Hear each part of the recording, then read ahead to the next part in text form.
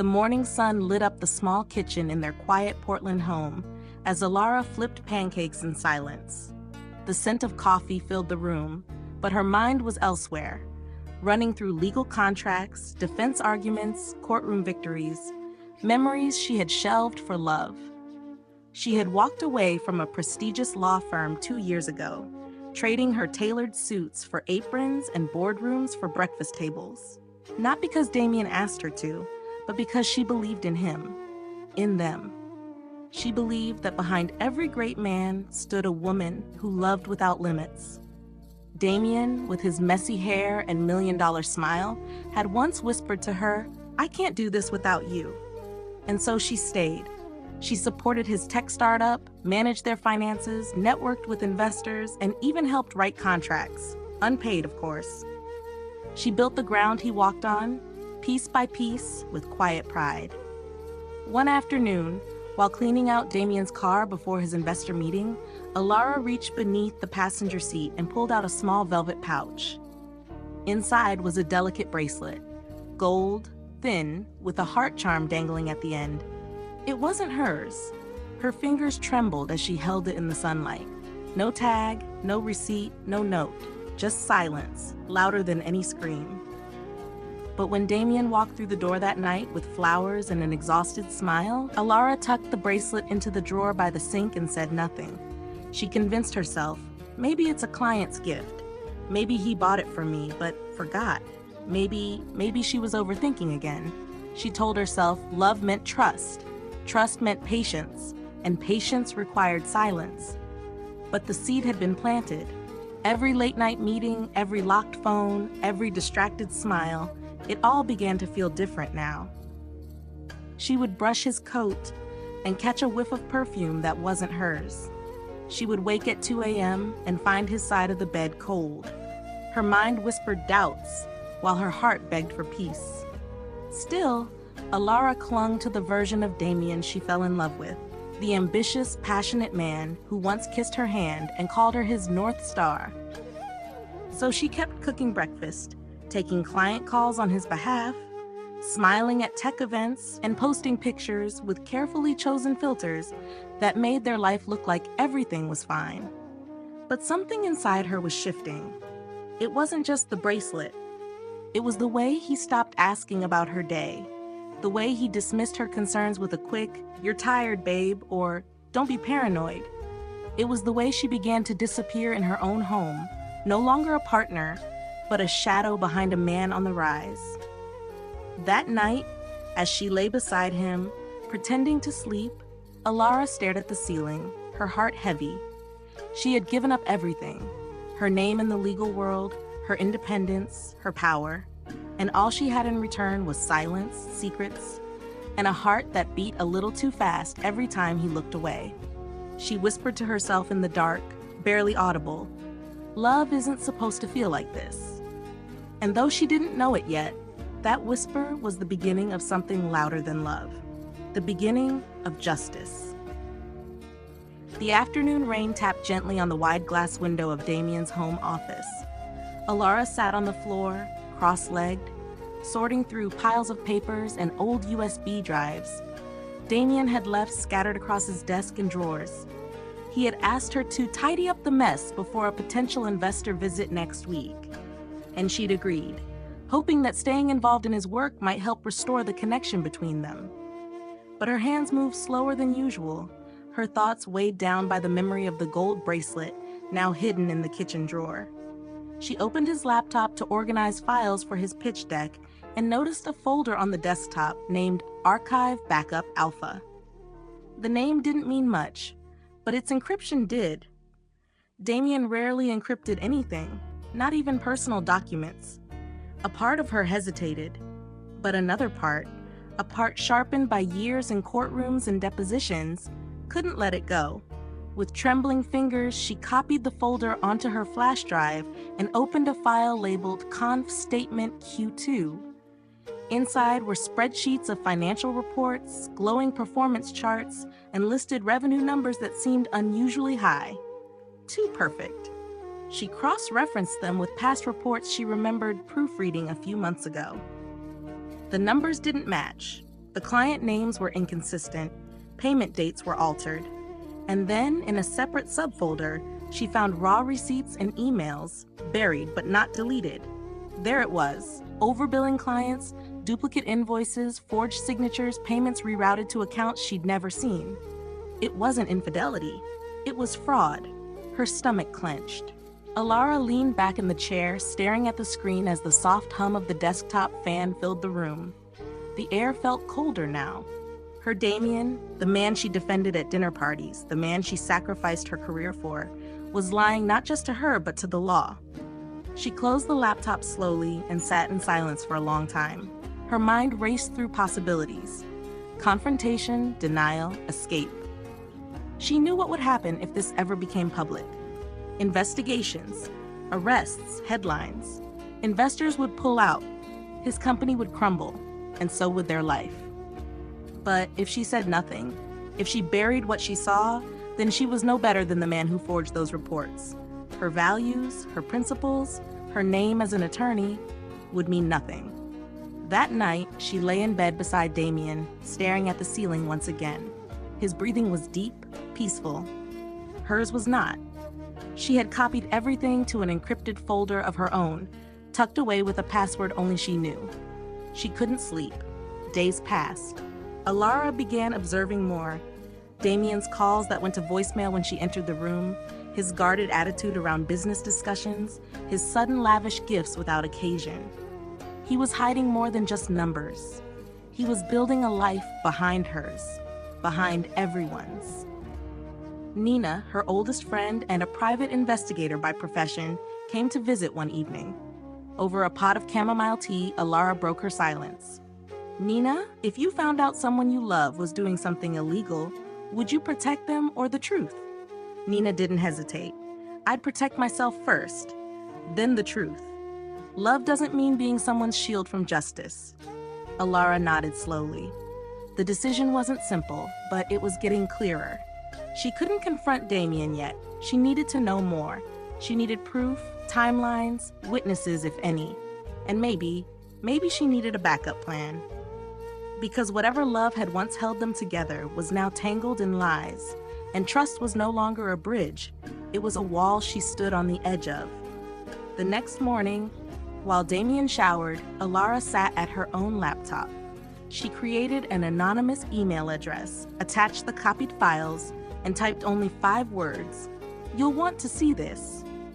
She sent it to the district attorney's office.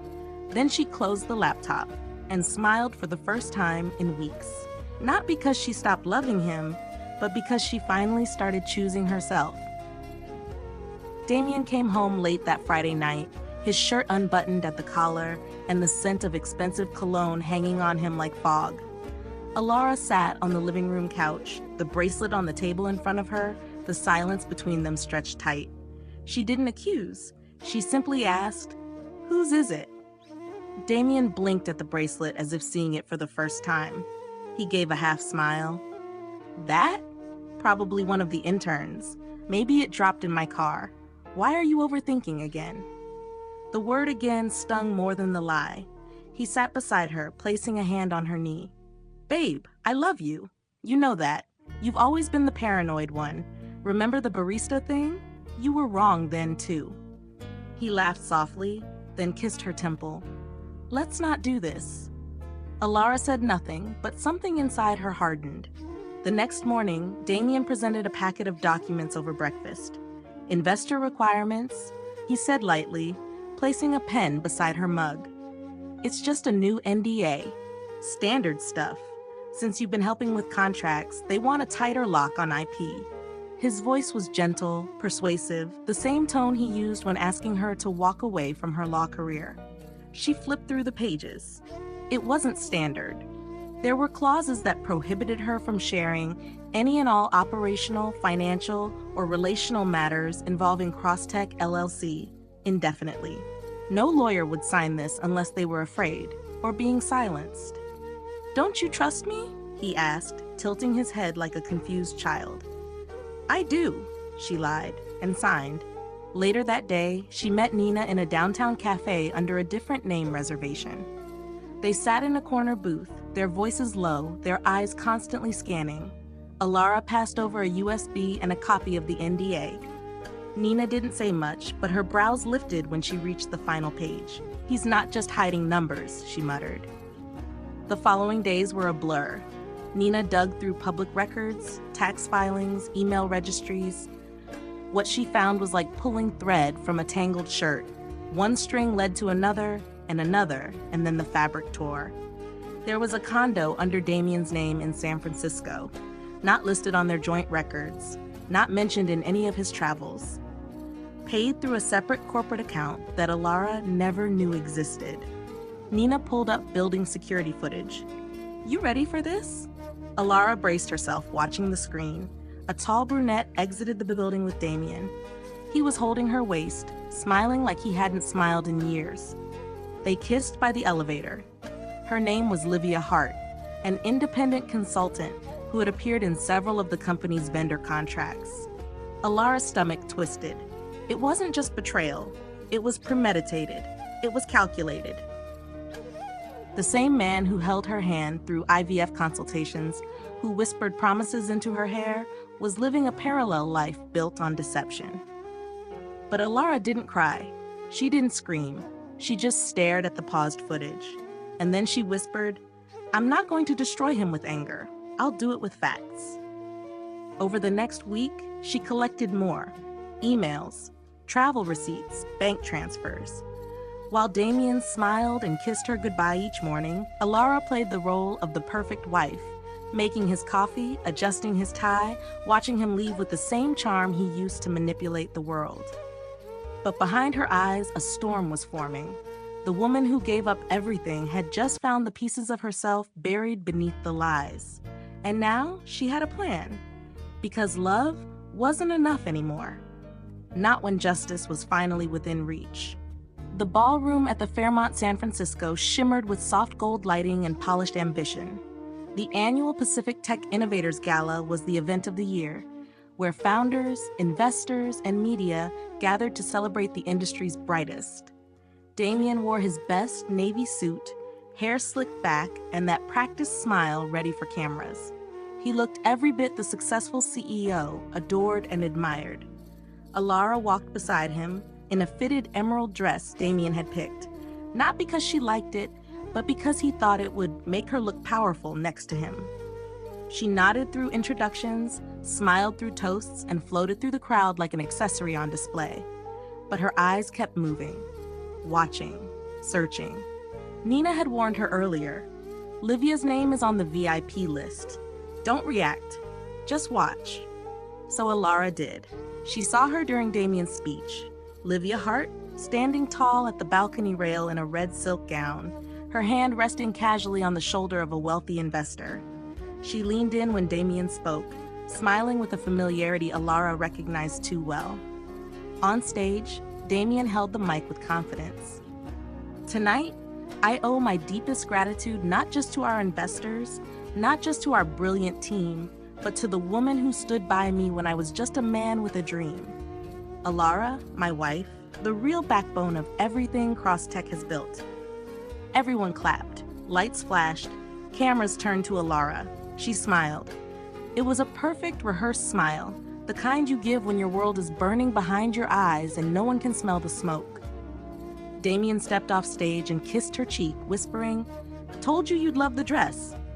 Then he was gone again, shaking hands, posing for selfies, selling his myth. Alara excused herself.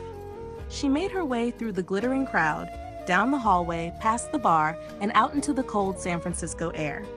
The wind caught her hair and she didn't fix it. She walked. No coat, no bag, just silence. A black car passed her, honking once. She ignored it. In her chest, something had cracked open. Not rage, not pain, just a final emptiness. She had given this man her name, her future, her silence. And now he paraded her loyalty like a badge in front of the very woman he betrayed her with. She walked 6 blocks to a small hotel and checked in under the name Alara North. Not Monroe, not Cross, just a direction, a reminder. That night, she didn't cry. She opened her laptop, uploaded the file folder marked Lux Heart Account Records, drafted a clean anonymous email to 3 addresses: an investigative journalist, the district attorney's office, and the board of Crosstech. Then she clicked send. She looked at her reflection in the dark window. Her mascara was still perfect. Her mouth was calm because the woman in the green dress was gone. And the woman in the glass? She was just getting started. The city was colder now, or maybe Alara just noticed it more. Her things were already out of the house, what little she had left behind. Nina had helped her move into a small apartment above a used bookstore downtown. The place smelled like paper and pine, and for the first time in years, she could hear herself think. Every morning, she brewed her own coffee, not Damien's. She sat by the window, read court reports, and wrote. The files she had sent, bank records, fake invoices, and photos of Livia Hart with Damien, were now in the hands of District Attorney Julian Kane. She didn't expect to hear back, but one morning, she received a discreet call. "Miss North," the voice said, calm and precise. "I believe you have more than you've shared. Would you consider meeting?" Julian Kane was younger than she expected, late 30s, sharp suit, tired eyes. They met in a quiet government building. No security detail, just a shared understanding. He didn't ask for her real name. He didn't have to. Alara sat across from him with a thumb drive in her hand. "You're going to find things that should never happen in a real company," she said softly. "If I give you this, I need to know you'll protect the ones who didn't know they were being used." Julian nodded. "This won't be pretty, but it'll be honest." She gave him the drive. After that, she focused on healing the damage Damien had left behind, the part that couldn't be seen in spreadsheets or courtrooms. Alara began therapy twice a week. At first, all she could do was sit in silence and grip the edge of the couch. The therapist waited patiently, never pushing. Until one day, Alara simply said, "I gave up everything for someone who wouldn't have lifted a finger for me." And the floodgates opened. She started reading again, not legal briefs, but memoirs from women like her. Betrayed, gaslit, reborn. She attended a support group under a false name, listened more than she spoke. In their stories, she saw reflections of her own choices, the way love had been weaponized, turned against them like a blade. It was Nina who first suggested writing about it. "You have a voice, Elle," she said one evening over ramen, "and I think you're ready to use it again." So she started a blog, Justice for Women Like Me.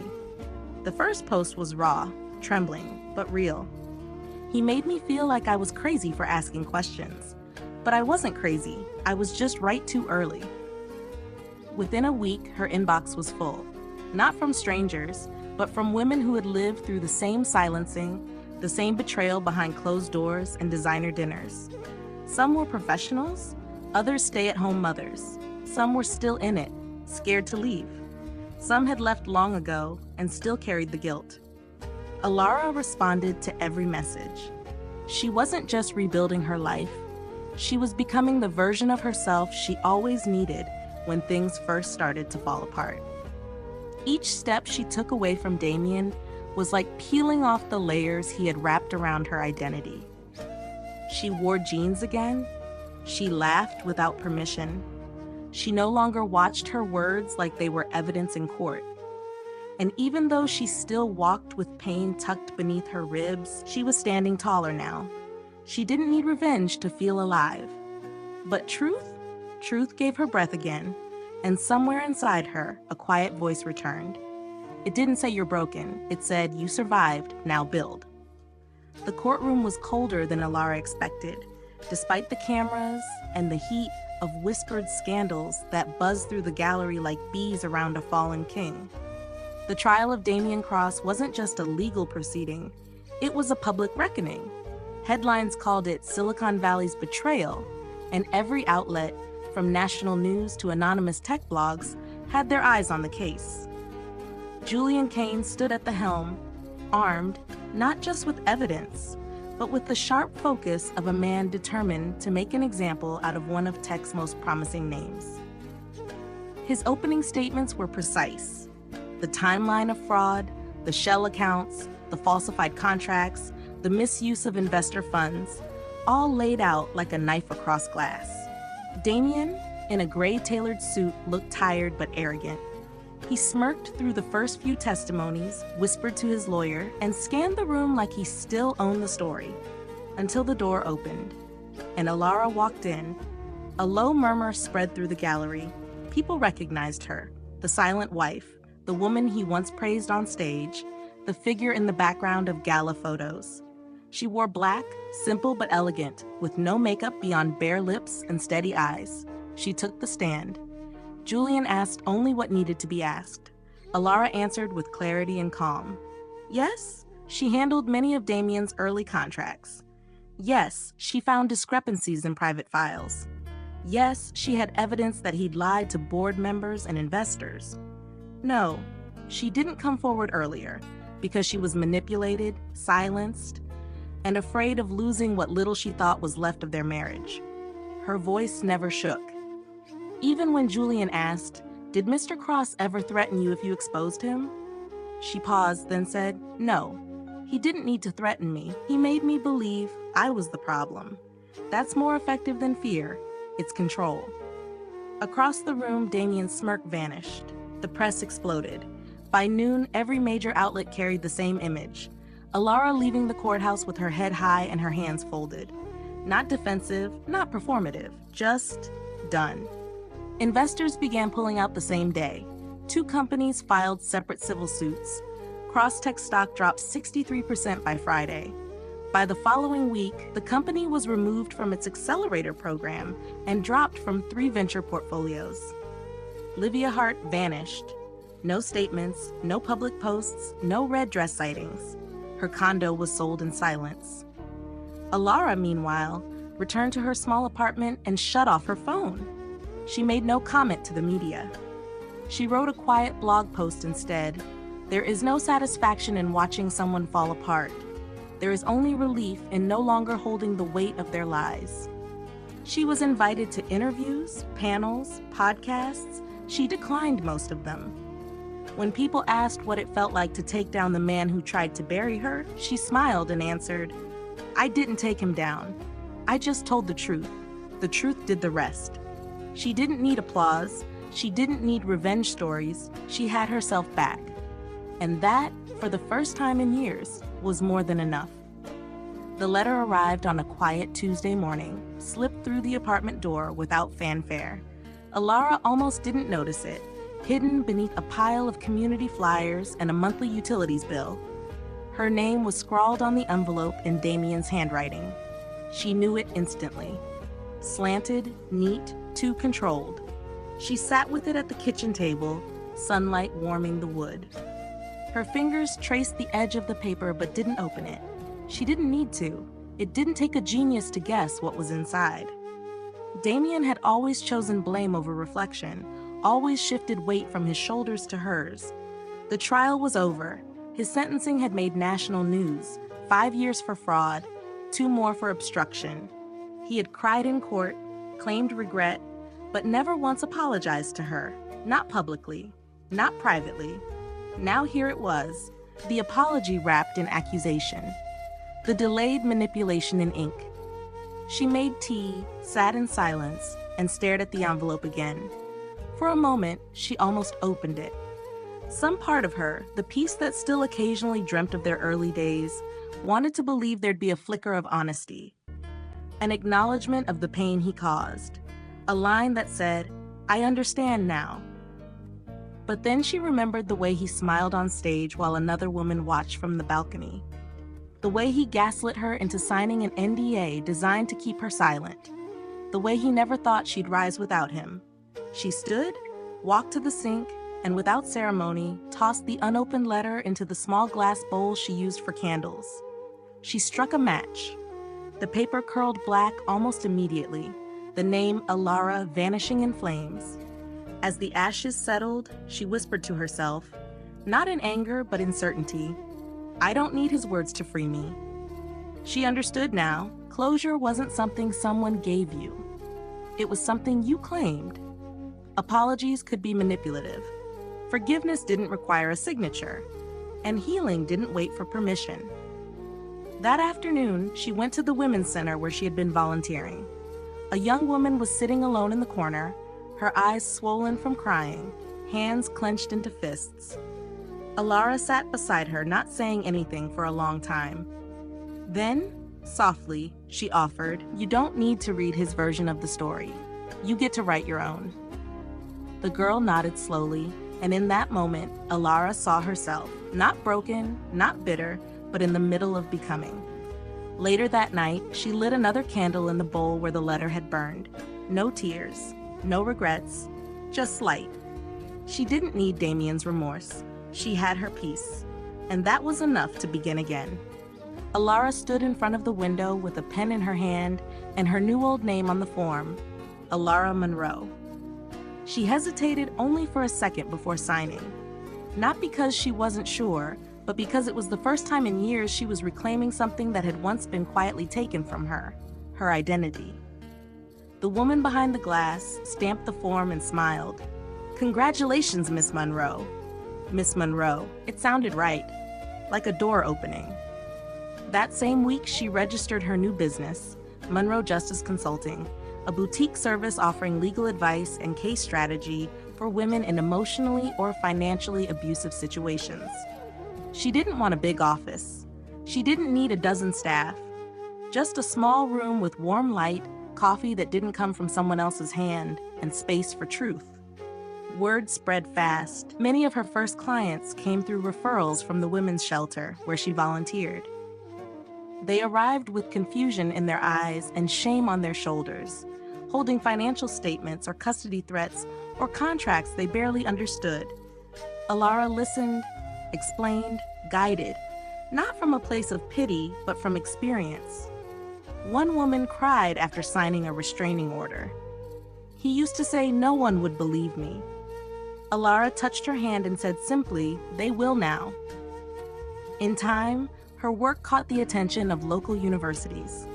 A professor from Portland Law invited her to speak to a classroom of third-year students. She arrived in a black suit, not the kind Damien once picked for her, but one she tailored herself. When she stood in front of the class, she didn't bring slides or a fancy pitch, just her voice. "I used to believe love was enough to save everything," she began, her voice calm. "But sometimes love is used to silence you. And in those moments, justice isn't revenge, it's survival. Love is sacred, yes, but survival must come first." The room was silent. One student raised her hand and asked, "Do you think you lost everything before you rebuilt?" Alara smiled gently. "I thought I lost everything, but it turned out I only lost what was holding me back." After that, invitations came from other schools, women's legal collectives, and small podcasts. She accepted some, declined others, not because she wasn't proud, but because she didn't want to become a symbol. She wanted to be useful, grounded, real. She worked, she wrote, she healed. Every so often, she'd receive an update from Julian Kane's office, another investor filing suit against Damien, another ruling in Alara's favor as a former stakeholder. But she didn't dwell on it. Her power didn't come from his fall. It came from her rising. One morning, she received a handwritten card from a woman she had once helped leave an abusive marriage. The words were simple. "You didn't just help me leave. You helped me believe." Alara placed the card on her desk beside her law license and took a deep breath. For the first time in years, everything around her felt like it belonged to her. Her name, her work, her life, all on her terms. The invitation arrived in a sleek white envelope with embossed lettering, Pacific Tech Innovators Gala, keynote speaker invitation, Alara Monroe. Alara read it twice before setting it down beside her coffee. The same gala, the same stage, the same city, but everything else had changed. Back then, she stood beside Damien, smiling through betrayal. This time, she would walk in alone and take the mic as herself. She accepted the invitation without hesitation. In the weeks leading up to the event, she received emails from organizers asking for her speech title, her preferred music cue, her room preferences. She kept it simple. No dramatic music, no floral arrangements, just a single line on her name tag, Alara Monroe Advocate. On the night of the gala, the ballroom glittered just like it had before. Velvet curtains, string quartets, waiters balancing champagne trays. But Alara didn't wear emerald like last time. She wore white, sharp, structured, and striking. A suit, not a gown. The color of peace, not permission. As she stepped through the doors, heads turned. Some recognized her immediately. Some whispered. Some stared in stunned silence. She didn't look back at any of them. The same stage that once made her feel invisible now belonged to her.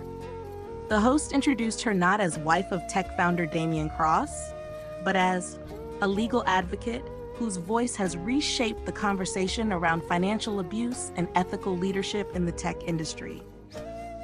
The applause began before she even spoke. She stood at the podium and let the silence settle before she began.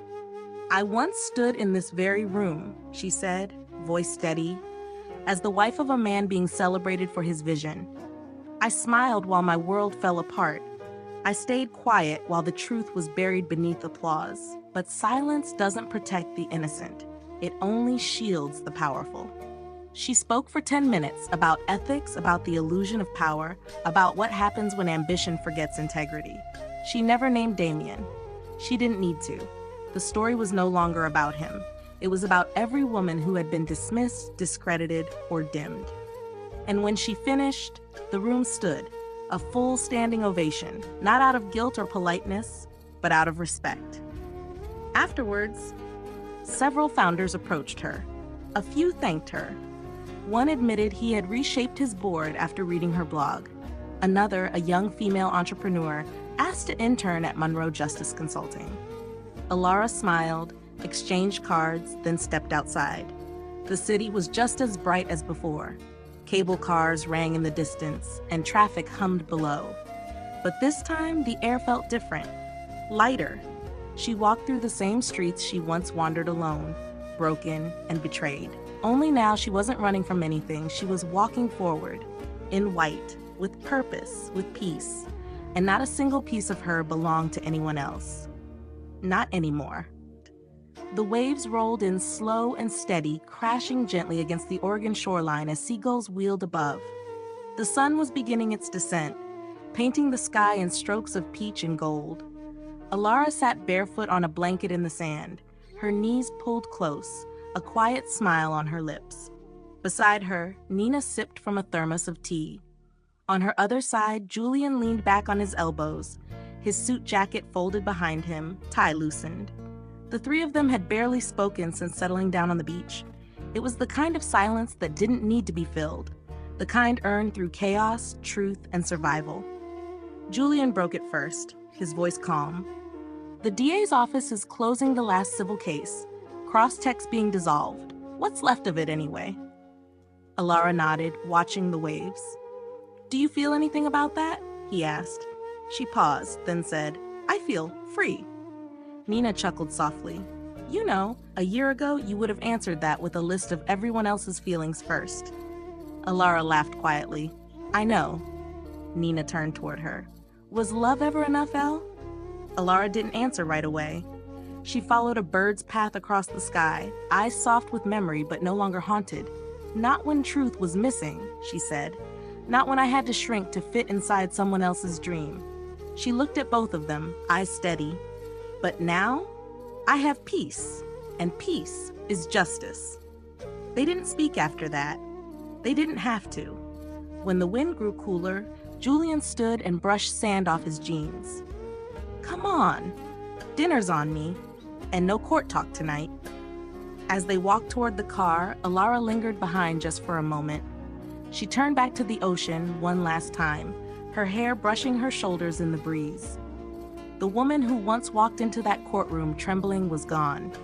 She didn't apologize for surviving. She didn't apologize for leaving. And most importantly, she no longer apologized for becoming more than what someone else had imagined for her. She caught up with the others, her steps light. Ahead was dinner, laughter, maybe even a beginning she hadn't planned. But behind her, where the waves washed clean every trace of the past, was a woman who finally understood the difference between breaking and breaking free. and she chose never to shrink again.